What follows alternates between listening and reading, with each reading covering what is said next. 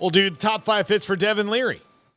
Probably the most in-demand guy based on his numbers and his arm strength and his measurables, and he's going to be an NFL guy more than likely. Read a couple different evaluators say, like, all things being equal, just give me Devin Leary's arm anytime. If he's healthy, he's that good and strong of an arm. So top 5 fits for him. Number 5, Tennessee. Look, they're going to probably lose Hendon Hooker to the draft this year. You would think that even with Hendon Hooker's knee injury.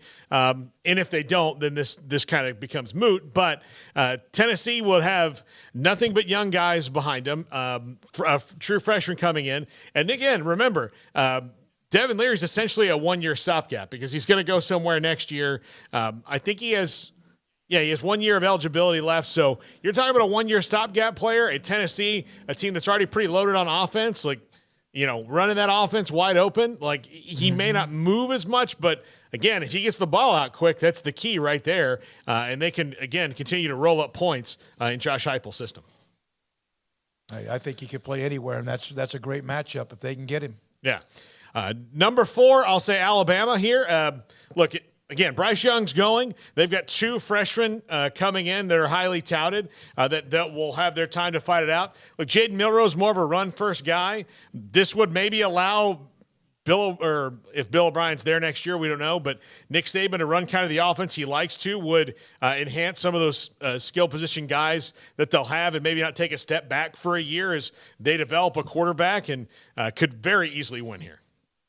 Yeah, I mean, I don't know all these teams' depth charts off the top of my head. I'm trying to scour as we're doing this. But, yeah, I mean, he could beat out Milroe for certain. Yeah. Milroe's got a long way to go to develop as a passer, especially compared to Devin Leary. Yeah, I mean, I think he's a guy who's capable of playing anywhere in the country, given his arm talent. And, Alabama's one of those places I could definitely see him play. Now, these are kind of the places I think that might hit faster for him because there's probably other guys all over the place on some of these other rosters. But Wisconsin is completely devoid of anybody. Luke Fickell could make a big splash coming in, playing in this offense kind of similar to what he was coming from at NC State would work out. And look, Wisconsin already took the greatest NC State quarterback of all time away from the second greatest. Yeah. I mean, Phillip Rivers. I'm sorry. My apologies, Phillip. But one of the greatest NC State quarterbacks of all time away and won a Rose Bowl. So there's precedent there for Wisconsin. But, do you want to go up there and play in the frozen north? I don't know. Yeah, I don't know if you do or not. They did get word. I think Braylon Allen's coming back to Wisconsin, so that's huge for the Badgers, obviously. And yeah, Luke Fickell, I mean, that's a big piece to fall for him. I think that a lot of guys will be, lining up to play for him. So yeah, I mean, as far as a spot, I mean, I don't know if he can live up to the legend that is Graham Mertz, but certainly he could do his best. Yeah, he's from New Jersey. Yeah. Okay. I mean, he's from. You acting like that's next to Wisconsin or something? Well, it's so cold.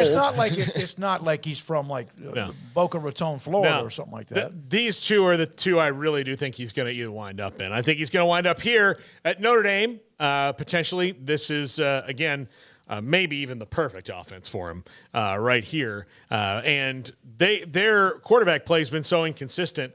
And Marcus Freeman looking to make a splash is already made some in recruiting. Again, a stopgap team. This is a team that in Notre Dame that had they been more consistent on the offensive side of the ball for the most part this year, they would maybe be better than 8-4.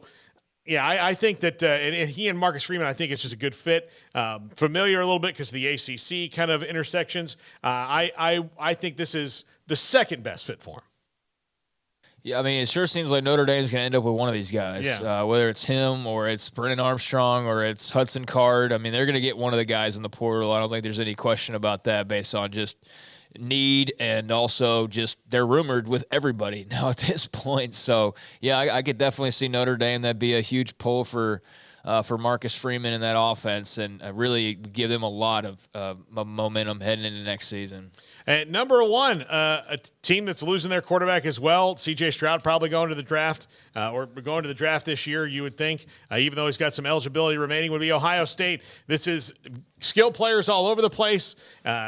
not only that, Ryan Day's proven to help guys get in the NFL. I know that, and Ryan Day needs to beat Michigan. Like all these different things kind of going into play here. There'll be some big NIL dollars here. There'll be skilled players all over the place for him. I think, and no real competition because all the guys after C.J. Stroud are a freshman are not really the guy who's going to compete for the job, and the big quarterbacks coming in, again, are all far less experienced than Devin Leary and will be true freshmen. A lot of all of them, are they all blue bloods that you mentioned? Tennessee, Notre Dame, Wisconsin, Ohio State, Yeah, I mean, I don't think he's leaving. Now, he had a pectoral injury.